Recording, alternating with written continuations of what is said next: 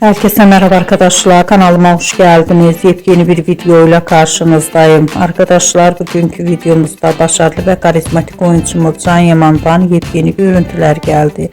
Can Yaman'ın basın toplantısından olan muhteşem görüntülerini sizler için YouTube kanalımda video halinde sunuyorum.